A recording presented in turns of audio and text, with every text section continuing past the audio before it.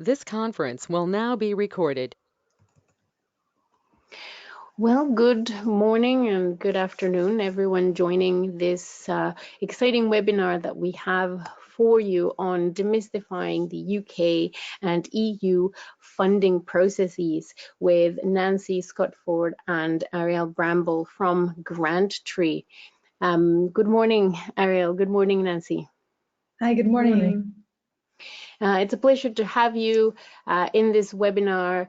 There have been for a very long time calls, I think, from many of our participating T-DEB companies and organizations about funding, and it is very complex. There are a lot of questions, so I'm very glad to welcome you and have you walk us through this, and also to tell us about the services that you offer at GrantTree, which are not uncommon at all, increasing the likelihood of you winning funding opportunity or a funding award by working with organizations like GrantTree.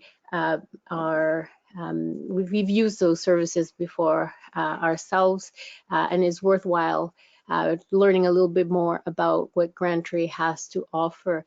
During the webinar, those of you who are joining us might have questions in response to the content that you're seeing and that you're hearing. As in previous webinars, please do type your questions in the chat box of the GoToMeeting app, so that I can collate them and then present them to Nancy and Ariel on your behalf. This presentation is roughly divided into two. The funding process that we'll start with, we'll have a short opening for some of your burning questions on the funding process, and then we'll go on to R&D tax credits. And after the R&D tax credits, we will end the webinar officially around 10:30 or so, to then have an open Q&A. And so now, without further ado, let me pass it over to Nancy and Ariel. Thank you so much, Cindy. Hello, everyone, and welcome. Thank you so much for joining us today. My name is Ariel, and I am a partnerships manager at GrantTree, and I'm joined today on this webinar by Nancy Scotford, one of our grants consultants. As Cindy mentioned, we're going to do a bit of an understanding, an overview, so you can know who we are, some of our services, and to give you just a better understanding of the government funding landscape as a whole. And as she mentioned, we'll definitely have time throughout the presentation for any questions you might have, and definitely set aside some time at the very end. So we're happy for this to be interactive and really get all the answers that you're looking for kind of pinned down. So who are we at GrantTree? We are a holistic government funding specialist with a team of 60 people, and have been around for around 9 years or so, working with 600 plus clients, primarily those that are fast growth companies, really all different sectors. Since we are in East London, we work with a lot of tech and software companies. So we work with clients like Doodle, Curve, Monzo. In fact, we've worked with Monzo as they've scaled from 40 people to well over 1,300 people. And we're also trusted by a fantastic network of partners. So like Crowdcube, who are both a client and partner of ours, where we support their funded club clients. Partners like Microsoft Accelerator, London & Partners, as part of their Mayor's International Business Program. They trust us to deliver additional funds to accelerate their portfolio's growth without giving us equity. So that's kind of just a really quick overview of who we are. I'm going to pass it to Nancy now to kind of talk about grant funding and how that works. Hi everybody, so as Ariel mentioned, I'm Nancy Scotford. I'm one of our grants consultants, so my daily job is to build out grant fundable projects. So I'm going to hopefully use that knowledge to help you do the same independently, and then obviously you can call upon us if you need any additional advice and you need me to answer any specific questions. So I'm going to take it straight back to sort of basics and build it up from there. So what is Innovate UK? So it's the public non-departmental body for investing in business-led innovation. So the way that I like to look at Innovate UK is the way that Innovate UK like to look at themselves. And that is they like to consider themselves as the UK government's VC investment arm. So just as you would for a VC, there are specific criteria that Innovate UK are looking to see. Some of them align with what a VC might look for, but some of them are slightly different as well. So the key here is business-led innovation. What they're looking to fund, and the interplay of these two things is fundamental to grant funding, is they're looking at technically risky projects with a large potential upside for the UK taxpayer. So as you start to write your grant applications, they're the two fundamental things that you need to get across throughout the narrative of the application that you write: technical risk and a large commercial upside. So as a VC, they have a pseudo VC. They have a couple of different investment arms. So just as a fund has multiple funds that look at different types of technology, Innovate UK also has the same. So when you're looking at Innovate UK funding or even EU funding, there's specific mechanisms to look out for. So if you look at the mechanisms themselves, there are a couple to call out. So the first I'd draw your attention to is the small business research initiatives. These have a very, very specific technical scope. So when you look into grant funding and you see the word SBRI, instantly you'll know one of two things. One, it's a government contract, so it's 100% funded. And secondly, it has a very specific technical scope. The second mechanism to look for is something called the catalyst. Again, the catalysts have a specific technical scope, but it's actually broadly sector-based. So they'd be looking at energy, medical technologies, both digital and biomedical, and then there are a couple of others to look for as well.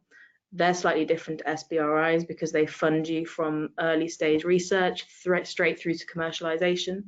So if you get a catalyst early on, then you can use that, basically that grant funding multiple times, typically 3 times, to get you to commercialization. So they're typical grant funds. The other two mechanisms to look out for are innovation loans, not a grant, it's a loan against more favorable terms than the market rate, and slightly less in terms of the period of time you have to pay them back over. It's a longer period of time due to the nature of research and development. It's going to take you longer to repay it, so they factor that in. And the last one to look at is something called the investment accelerator. So typically when you're looking at grant funding, you need to match fund. Investment accelerators tie you straight into an investor, so they will give you, let's say, 60% grant funding, and then 40% will automatically be matched if you are successful in applying to those. So that's just a bit of an overview of kind of what Innovate UK is, and also the mechanisms that they use to invest in companies. In terms of what is a grant, so this part is quite important. So a grant is not an investment in a business, whereas a VC would invest in a business. A grant is an investment in a specific project. That project needs to be match funded. So you will be funded typically as an SME at 60%. So you'll need to source 40% funding. And that project is paid quarterly in arrears. So if you're paid £100,000 for a grant and you break that down over, let's say, 4 quarters equally, you're only paid at the end of the quarter. So you need to factor that into your cash flow as well. Again, the way that you structure a grant, bring it straight back to the need to demonstrate technical risk, is a grant is a specific project that is funding you from getting from point A to point B in terms of your technical development, and that's why it's a technical project that they're funding rather than a business. So what makes you fundable? Very, very similar to a VC, you have to have a large potential market, and it needs to be demonstrated from 2 points of view. So when I qualify projects, what I'm looking to see is a very, very good understanding of the total market size, and that might come from your traditional market reports. But what also you need to be able to demonstrate is that you have a specific use case, and you can build up a bottom-up approach from that use case. So how I typically look to see that demonstrated is that you need to be able to say, we have customer X who is representative of, let's say, 2 million of these customers in the world, and we know that they spend £100,000 a year trying to solve this problem, and we have a solution, and therefore you can demonstrate both an overview of the market size and then match that to what you know from a credible use case from your own network of partners. The second thing that makes a grant fundable project, again, this is back to the technical risk side, is you need to be able to demonstrate that your technology is highly novel and is pushing the boundary of your specific technical area. So we use the word step change to define that. You could use current state of the art, and typically the word that comes up throughout every single grant application is surpassing current state of the art, and that's really what you need to be able to demonstrate. So those, again, back to the interplay of those two things, you've got a large potential market, you've demonstrated it very, very clearly from your own use case, and then you've also can demonstrate that you're surpassing current state of the art, and that's also why Innovate UK will fund it, because it's so technically risky that a traditional investor might not look at it right now. They might look at it in 12 months when the fundamental technology has been proven out by this very specific project that Innovate UK are going to fund. And that's the outcome that you're basically writing into the narrative in terms of when you're putting in this application. The third one is less VC-like, it's more government-like. It's very, it goes back to sort of, I guess, what you would expect from government funding. So to speak to a cross-cutting theme, here they want to see broader impact. So we need to be able to demonstrate, and you need to be able to demonstrate that not only are you going to result in, in return on investment for the UK pound or EU money, it needs to demonstrate that you are actually going to have broader impacts. That might be employment, that might be that you're setting up an office in a new location. Anything like that really helps build out the story that actually your business is going to grow to such a large extent based on the back of this grant funding that there's going to be wider impacts beyond just the tech and the economy in its kind of raw sense in terms of your specific business making more money. So that's kind of what is a grant, what makes it fundable, and what I look for when I'm looking for a fundable project. The specific activities that you can fund are very, very broad. So Innovate UK speak in TRLs, which is technology readiness levels. And essentially that's jargon for more jargon, which are these sort of multiple words here, so market research, feasibility studies, prototyping. But what essentially it means is that they will fund anything from you writing a basic market research project up and getting that funded through to testing the fundamental technical base of the project. So that might be a specific functionality of a tech you're looking at developing, through to prototyping and then testing that prototyping either in a lab or ultimately, which is the end goal, the higher TRL levels, is when you're testing that prototype in a specific environment, typically with a partner who can basically demonstrate that the commercial value is there for you. So you test it together within the environment in which you're essentially targeting as your market. Which nicely brings me on to the last point, which is collaboration. So why is collaboration so important? It's fundamental to any grant funding application. At the earliest stages, you can get away with being a single applicant, but as soon as you start applying for funding rate over 100,000, which is, Innovate UK funds anything from 100,000 to, we look at £2 million projects plus, you need to be able to build out a consortium that, again, builds into that narrative that you're funding a technically risky project that has a massive commercial upside. And using partners is a critical way to demonstrate that. So a great project for me is that one that involves typically a university, which is specific universities have specific areas of expertise. So we can easily demonstrate current state of the art if you have a university involved, or it might be a research organization. And then the second partner I look for is a commercial partner. So if you have an end user that's bought into the project and is included in your project costs, that instantly signposts to Innovate UK that yes, this is a fundamentally technically risky project because a university is involved. And we also know that there's a commercial use case for this because we actually have a commercial partner already involved. So that's why collaboration is like the fundamental part of any grant funding project, especially if you're looking at applying for large quantities of money that make a really big impact. So kind of building on collaboration a little bit more, if we look at collaboration, there are critical elements that if you're going to bring in project partners, you're going to want to see that you basically have your agreement in place beforehand. That's not something I typically get involved in, but I obviously see a lot of it. So I have a couple of recommendations for you. So before you start any project, and these are where people really fall down, you need to basically define who retains the IP, because that's one of the critical things, again, in the application. You need to write about that. So if you're going out to look for project partners now, firstly and foremostly, you need to just have discussions about IP. Typically, the money and the IP need to align. So if you're the project partner getting most of the funds, the IP needs to sit with you, and the rights to exploit that IP need to sit with you. Then you might ask, why would a partner be involved if they can't retain the IP? There are a couple of reasons, and again, this needs to be confirmed in any collaboration agreement that you might have. So there might be some secondary outcomes. There might be some kind of intellectual property that's maybe not the fundamental core to your product, so therefore you'll forego that and allow your partner to obtain that IP. And again, you need to call that out in your grant funding application. So these things need to be defined well ahead of you actually writing a grant application. There's other reasons. So particularly on the kind of the commercial partners, you're solving a problem for them, so they are kind of keen to get involved. Again, good story to write into your grant funding application.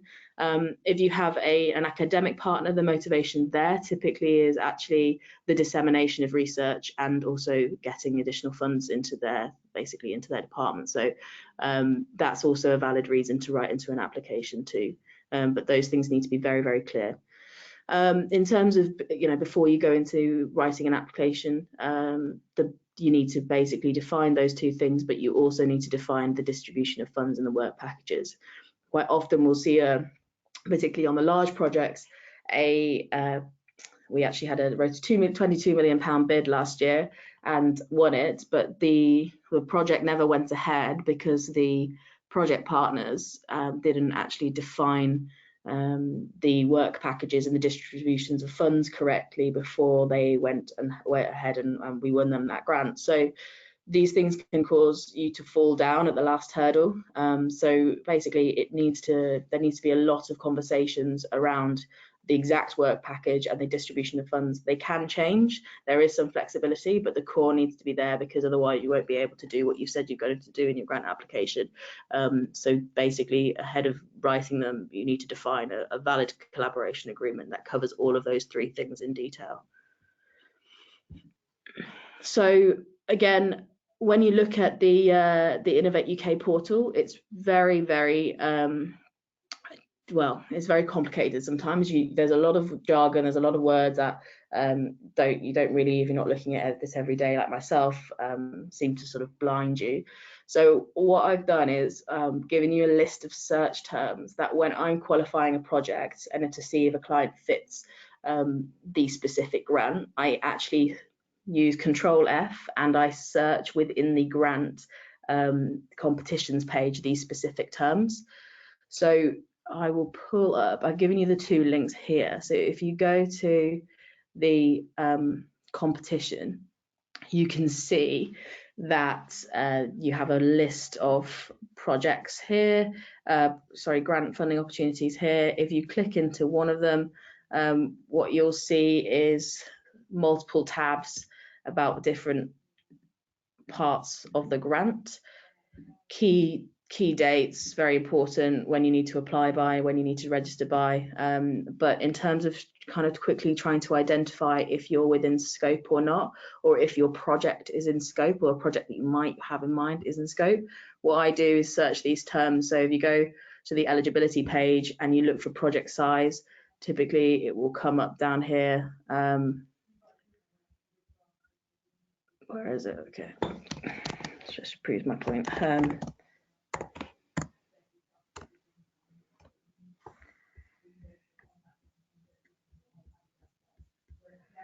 So you have the project size and project costs. If you look at the first page as well, that's where you typically find project size.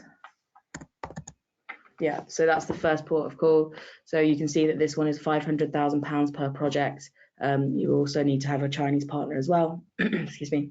If you also then look at the collaboration requirements as well, if you simply search lead organisation, you'll be able to see that the UK, you need a UK lead organisation, and that's pretty clear there. So you instantly know what your lead applicant needs to look like.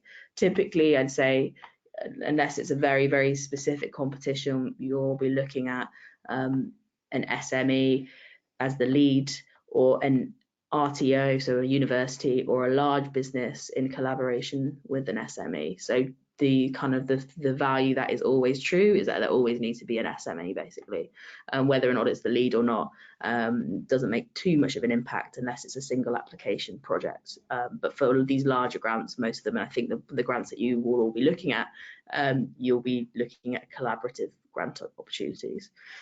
So if I go back to the presentation, so if you just search those key terms, they'll bring up the key elements. So project size and duration, if you look at that on the first page, I'll change that. That's wrong in this slide, but I'll change that. So project size and duration, you'll be able to see those two things. If you search for lead organisation, you'll be able to see what the collaboration requirements look like.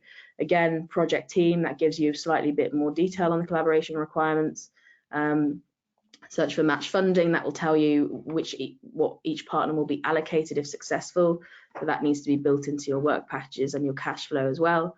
And then specific themes, if you go to the scope page, it will tell you the technical focus in more detail. So you might see a high level overview on the first page. When you first hit the grant, it might say that we're funding, let's say, renewable technologies, but actually underneath that broad header there'll be 6 specific technical focuses. So if you go to the scope page and look, type in specific themes, then you'll see it.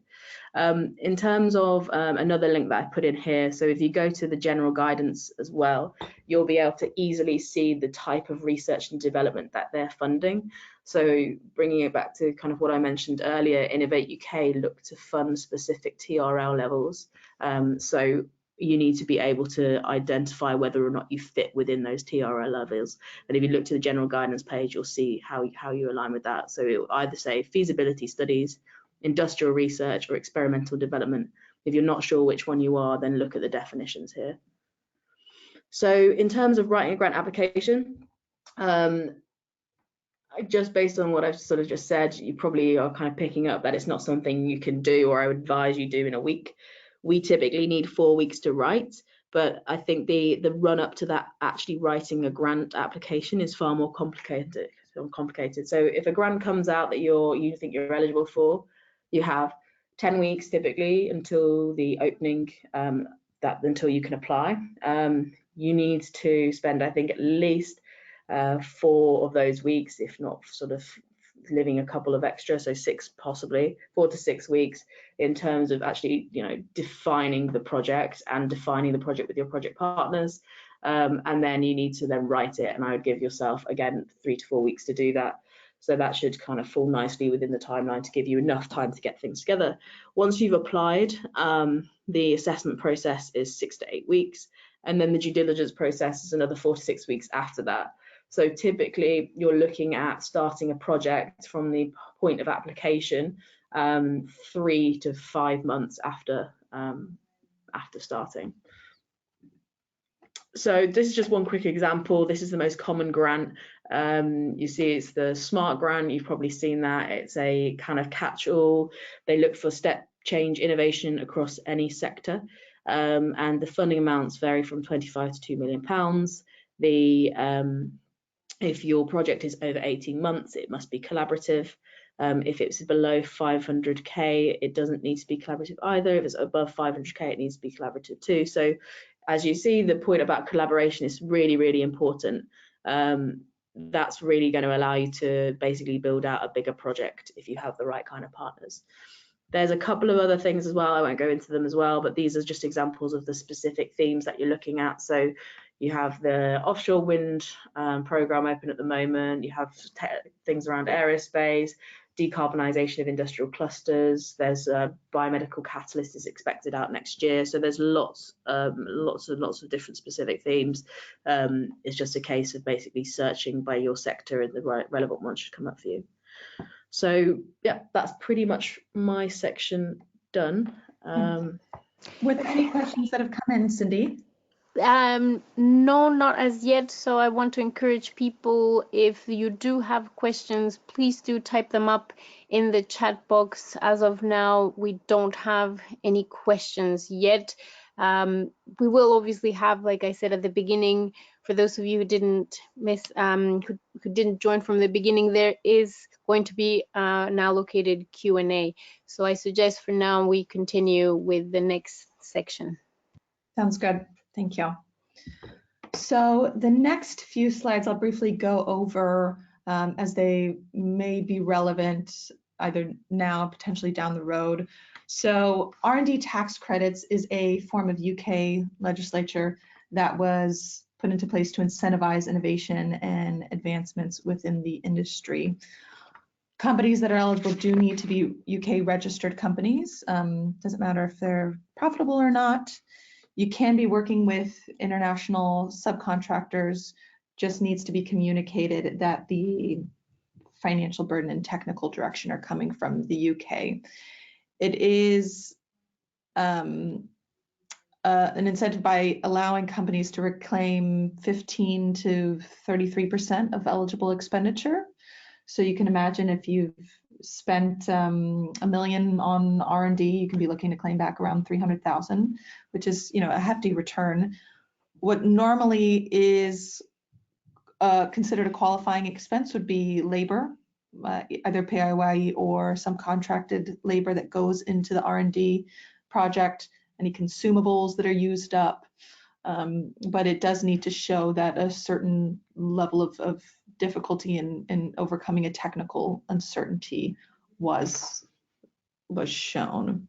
So how we do that is by working with your financial team to go through all expenditures like with a fine-tooth comb and really understand how that was broken down, and then work with your technical team to create a technical narrative to justify that claim figure.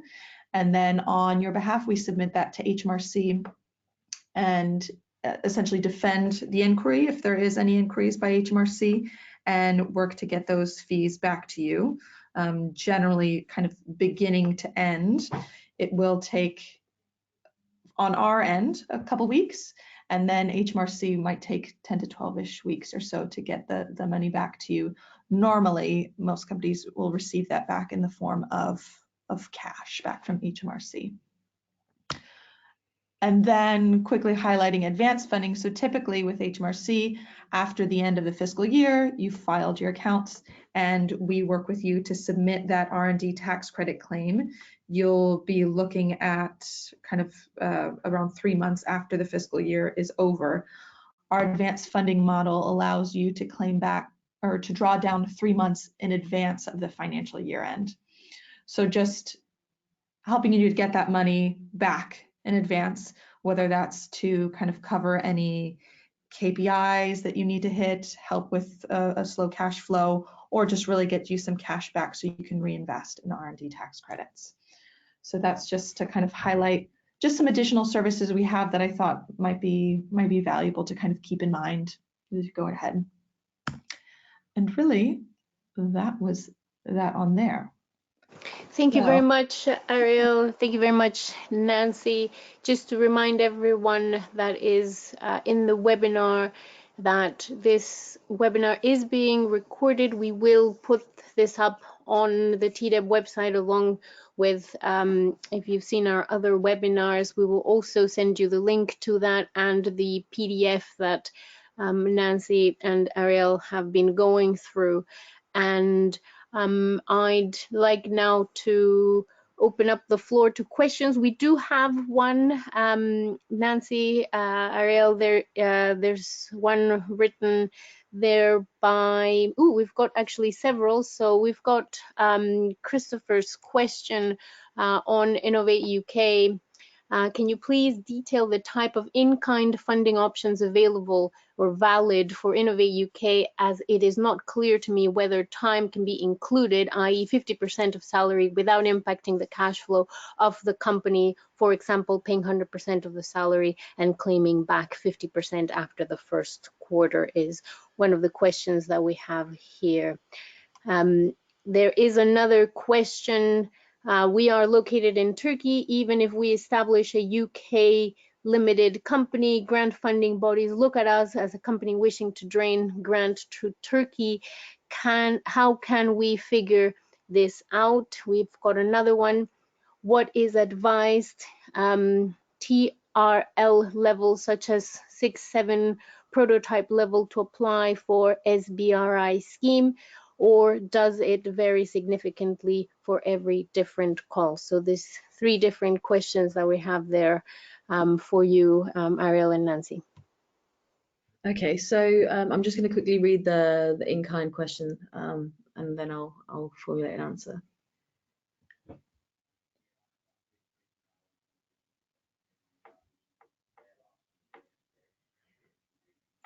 So in-kind so there's I think there's 2 things that might be confused here, but I can try and break them down. So you can contribute to a grant funding application by offering in-kind support. So for instance, there are some grants that you have to demonstrate that you're going to contribute an additional £1 million to the project, let's say. So as an example, I just wrote with the team an application for a £3 million insurance project, of which Innovate UK not only would have match funded the partners 60%, but required an additional 1 million to be allocated to the project beyond the actual project itself. So we put in an in-kind contribution from a big UK insurance partner, of which that in-kind contribution was considered to be £1 million worth of technical expertise in terms of personnel, so staff provided for free by that insurance company. There could be other things as well. So you could demonstrate that you actually have software licenses, let's say, to specific expensive software, and then you're providing that to the project. So you could say that's an in-kind contribution. Typically, in-kind contributions come in individuals with specific expertise or commercial knowledge. It comes in the form of their time. In terms of kind of the second part, in terms of how you navigate the payments in quarterly in arrears, so without impacting cash flow, that's where your match funding is really important, and that's why they really look for match funding. And it will also be asked within the grant application as well, where you're going to get that match funding from, because that will enable you to cash flow the first quarter. I mean, cash flowing the first quarter is the most important part. So let's say, like you said there, you pay 100% of the salary, only 50% of the salary is going to be paid back at the first quarter. You actually need to be able to basically fund that person's entire salary for the entire quarter, and you typically would do that through your angel investors or your VCs or a loan that you're using to support the grant. However, once you've got through that first quarter, I have to say it makes it far easier to do that, because you're just cash flowing that element, basically based on the prepayments. We've got a question that's linked to this that I'll just prop up. Chris also asks, I have a pre-existing R&D tax credit claim applicable to the end of the tax year 2020. Would I be able to claim 80% for this upfront? In short, yes. We're happy to have kind of another chat to talk through details. But yeah, even if it's already been submitted, we can look at advancing it. So maybe let's take take this offline and have another little chat and kind of go through the specifics. Does that sound good? Perfect. As you can see, obviously on the screen, Ariel and Nancy have their email addresses there. We've got a couple of other questions. There's one here. Could you please explain investment accelerator scheme again? Is the project total budget composed of 60% grant and 40% funded by the applicant company? So just a little bit of clarification there. Yeah, so the investment accelerator, you apply, let's say, to an investment accelerator with a 500k project. 250k of that project will be funded by Innovate UK on a grant funded basis. So they will fund, if you're an SME, the 250k, they'll fund 60% of that 250k. And then 250k will be invested in you by the chosen, it's either an angel or a VC that Innovate UK have already pre-identified. So they will basically commit funds for you to you against an equity investment as well. I would personally say they can be useful, but they are only useful when you have a pre-existing relationship with an investor that's already part of Innovate UK schemes, because what I've seen a lot of is that companies get through the Innovate UK due diligence, but they don't then get through the investor due diligence. So if you don't have a pre-existing relationship, or you can't generate that exact relationship before applying, to be honest, I would stay away from them. Okay. We've got another question here about technology readiness level. What is the advised technology readiness level, such as 6 or 7 prototype level, to apply for SBRI scheme, or does it vary significantly for every different call? It varies significantly for every different call. If you're looking at the SBRI scheme, typically the TRL level that they're looking for is a 3 or 4. At phase 1, it's a 2-phase application. So yeah, I mean, in short, it varies significantly per call. But if you look at the definitions under each grant, you'll see the words either feasibility study, industrial research, or experimental development. And those 3 things signpost to you what TRL level that grant is looking to fund. So if it's a feasibility study, they're looking at 3 for a TRL level of 3 or 4. If they're looking at industrial research, you're looking at sort of 4, 5. And if you're looking at experimental development, you're looking at 6, 7. Okay. Thank you for that. We've got a question more addressing our participating Turkish companies. Can you demystify this a little bit? So the concern here is that for Turkish companies, even if they do end up establishing themselves here, they're concerned that grant funding bodies or agencies will look at a company as somehow wishing to drain the grant to Turkey.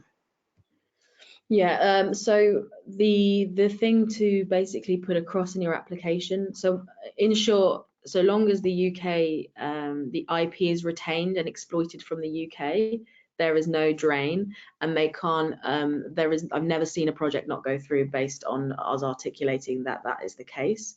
So I think I can understand your concern, but actually if you establish a UK company and you basically demonstrate that the IP is retained in the UK, the technical team is being built out in the UK, then that's not a problem. Excellent.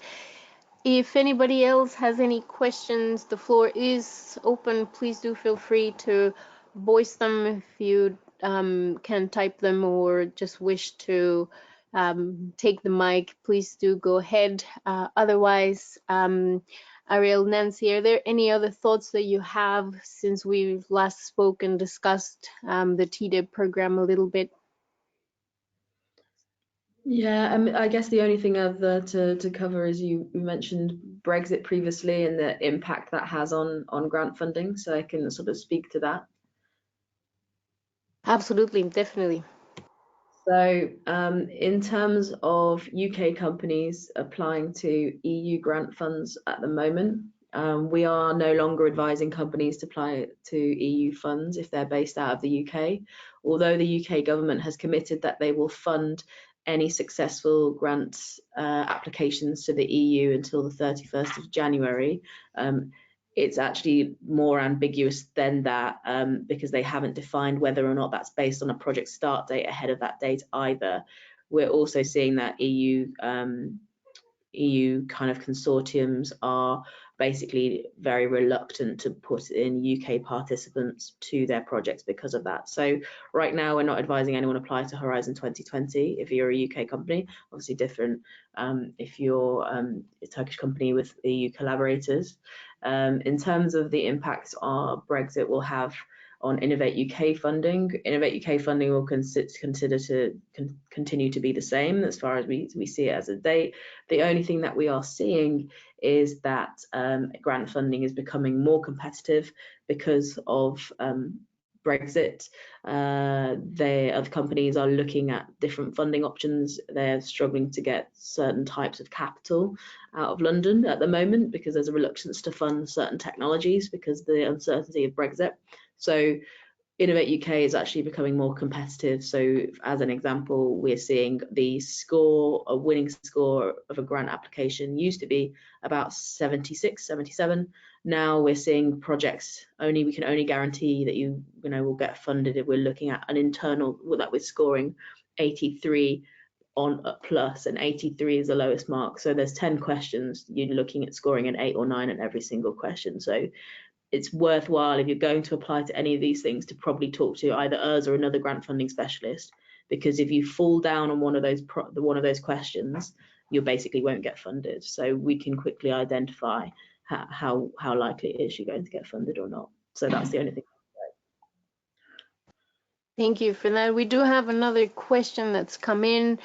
In terms of addressing cross-cutting themes in the proposal preparation, is it more related with economic impacts such as employment, foreign investment, etc., or social issues such as equality, climate change, etc.? Both. In short, both. Yeah, both. Anything really that's external. So you do maybe like a typical Pest analysis. You looking at political, economic, social, and technological change, and you probably want to bring in the additional stuff, which might be legislation and the environment. So anything across Pest or PESTLE, whichever way anyone calls it, that's 5 things are basically we would consider a cross-cutting theme. Going back a little bit to Brexit, it just occurred to me if obviously, yes, it's very clear now that UK companies will not be able to apply to Horizon 2020. However, Turkish companies are very strong, and many of the companies participating in the program either have or are within, a part of a consortium and are delivering EU projects.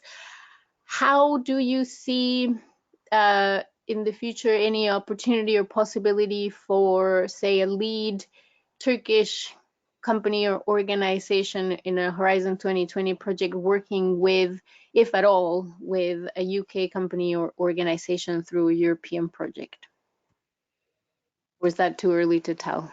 Too early to tell. I think, well, yeah, it will either be, we could be considered what's called an associated country, which would allow the UK to still apply to Horizon 2020 or when it comes out in its new form next year. So yeah, it's too early to tell. I think the most likely outcome is that we'll be an associated country, so eventually we will be able to apply again, but I don't know if that will happen within the next 12 months.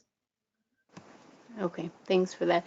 Anybody else have any questions? Now's the time to ask, as we have Ariel and Nancy here. If you have any questions, please do voice them or type them out. And I just want to get a sense from all of you who are tuned into this webinar, whom among you are actively applying for something now or are keeping your eyes on some of the grants that you've identified or that we've sent you. Hello, can I ask a question? Of course, Ahmed, go ahead. Yep. Hello, everybody. I have two questions actually. One of them is related with the IP agreement.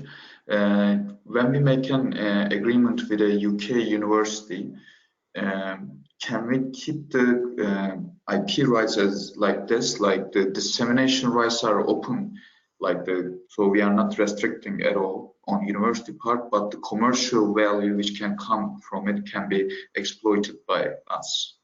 Is it like acceptable scheme, or should it be modified?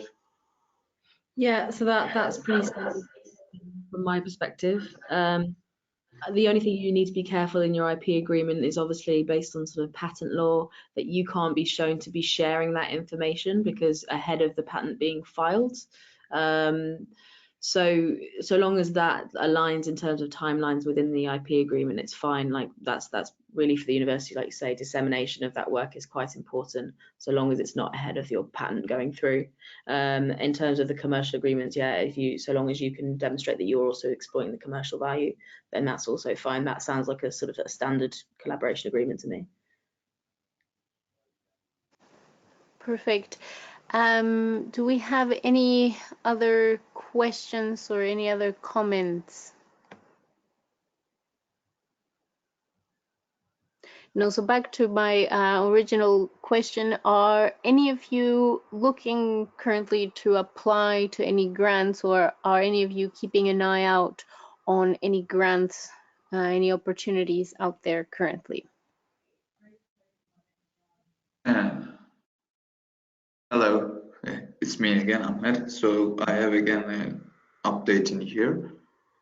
We are collaborating with a UK company and we are looking for fundings like above 100k pounds, I will say, because it needs to be beneficial for the both sides. Is there any maybe urgent calls or upcoming calls which is suitable? Both companies are in smart mobility, urban mobility sector. Smart grant. In terms of urban mobility, there's nothing out at the moment, but it might be useful possibly offline to go into the specifics of the project in more detail. So what I typically do is understand the specific like work packages that you're looking at, and then we can either split them into different grant fundable chunks, or it's all grant fundable together, and I then will basically know exactly what you're looking to fund, and as and when those calls come out I can basically tell you. But yeah, I mean the own opportunity right now, it would be smart in terms of kind of mobility. I imagine in the new year more will come out, because mobility is one of the key sectors that the is called the Industrial Strategy Challenge Fund has basically allocated funds to fund that in the UK. So there will be stuff coming out. It's just a matter of when, not if. Okay, thank you very much. My pleasure. Any other questions? Anybody else thinking of applying or looking into exploring grant opportunities that might have some questions?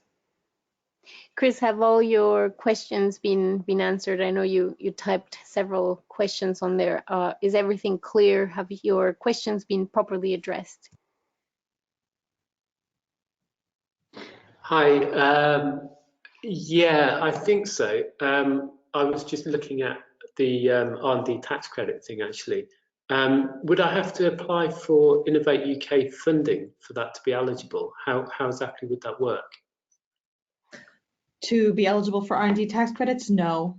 Are you talking about paying up front for the RD tax credits that I'd be claiming, say at the end of this tax year? Is that how it would work? So when we file an R&D tax credits, we get paid at the end after we've helped you file it. If you have filed either on your own or with another company, we look to help you advance that funding through our lending partners. So we go through a different process, but it is totally separate from the grant opportunities. So it's just an additional service that we do offer. So yeah, there wouldn't be any linkage. We would just have to keep in mind, if you did receive Innovate UK grant funding, how we mark that within your R&D tax credit, because it does make it a bit more complicated, which is just another valuable reason. Oh, okay. So supposing at the end of the tax year it was found that I wasn't eligible, would I have to pay back that 80%? It's part of our so it's part of our internal process. So the reason our lending partner can lend you the money and underwrite the risk is based on our R&D tax credits expertise. So what we do is we take a look at the development that you've done so far and that you've done previously as well, and then we extrapolate that to a year value, and then we typically have a really strong picture of what that 12 months looks like. So it's kind of on us to do that due diligence in order to be able to lend you that money and underwrite that risk. And is that on credit? So is that do I get charged interest on that advance payment at all? Yes, yeah. So we'd have to go into specifics depending on which lending partner, but yes, it'd be essentially a loan until you're paid the R&D tax credit claim back by HMRC. Oh, okay. Yeah. Yeah. If you could send me some more information about that, that might be quite useful. It could be quite a good leverage to get onto a grant funded project. That's all. So it could give me a bit of cash to put in as match funding into the project, and then kind of leverage that to get further faster. Okay. Perfect. We do have another question that has come in. One of our Turkish companies says they are pursuing a Horizon 2020 FTI grant in collaboration with a UK organization and a UK university. They're applying for Horizon 2020 Accelerator, formerly the SME Instrument Phase 2 grant on their own. We do have another organization that is also applying to the Newton Fund that is specifically together with Turkey. So the Newton Fund, the T-DEB, so it's T-DEB Newton Fund Transforming Systems through partnership programs. Do you help companies and organizations that are applying for external grants such as these? Yeah, we do. So we don't just work across Innovate UK and Horizon 2020. We work across like the Wellcome Trust, ESA, lots of them. So I mean, I don't know the specific grant that you're speaking to, but essentially what I do, if it's something that we myself haven't looked at, I'll pass it to a colleague who has looked at those funds before. But generally speaking, the application process is pretty much the same. The type of questions that they all ask in this kind of, I guess, business innovation, innovation-led funding are all the same. So long as the application is similar, then when we can do it, and we always advise on them as well. So it may not be me who advises on that, but it will be one of our team. Okay, and we've got another question. I work in the arts, and we tried more than once to apply for Horizon 2020, but never got this. Is there any specific fund for the arts? We are a startup that is creating an online platform to exchange opera, concerts, musical productions all over the world, finding the best match for our clients. So probably the biggest source I think in the UK is look at somewhere like Creative England. That's the main kind of, I guess, the kind of collaboration between the arts and tech. That's the biggest funder. But they do have some quite specific criterion calls, so they won't necessarily have something open, but it's worth trying to connect with someone at Creative England, and they'll be very much up on arts programs and where to find funding.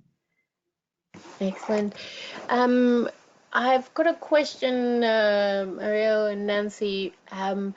Do you have any advice on this? Is parallel to funding applications, but we do have some of our UK and Turkish companies who are working together looking to form a joint venture. Do you have any recommendations on that, and then how to work together as a joint venture to apply for either Innovate UK funding or other funding? So, I mean, if it's a JV limited company based in the UK, then definitely apply for Innovate UK funding. So long as you have, you know, those kind of critical elements that you're going to exploit the IP and commercialize from the UK, and you have an end user and you can demonstrate its current state of the art, then definitely apply for Innovate UK funding. And do you have specific recommendations on whom to speak to join, to create a joint venture? And have you ever, you know, sent companies and organizations who are, you know, in parallel looking to do this that you'd recommend? Oh, I mean, basically you need a good accountant who's well versed in basically startups and technology and JVs. So I guess, yeah, there's definitely accountants out there who can kind of set up the company structure, but you'll also need additional advice on how to structure it best in terms of if you're growing the business into like a, let's say, a venture scale business, then you'll need some good advice there. So I guess we're not really those people, but I'd definitely just say find a very good accountant within the ecosystem, and there's a fair few of them. If you go to any events, there's quite a few of them knocking around. So thank you for that. Are there any last burning questions in the last 2 minutes that we have? Anything that hasn't been addressed in full? I've sort of tried to do my best to put your questions forward, but if you feel that there's still something else that needs clarification, please put your questions forth now.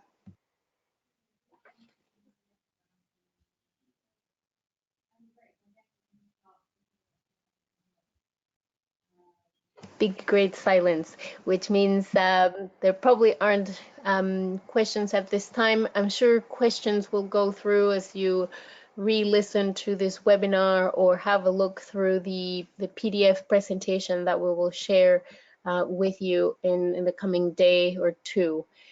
Well, with that said, thank you very much, Ariel and Nancy, for the webinar and all of the very useful and enlightening information.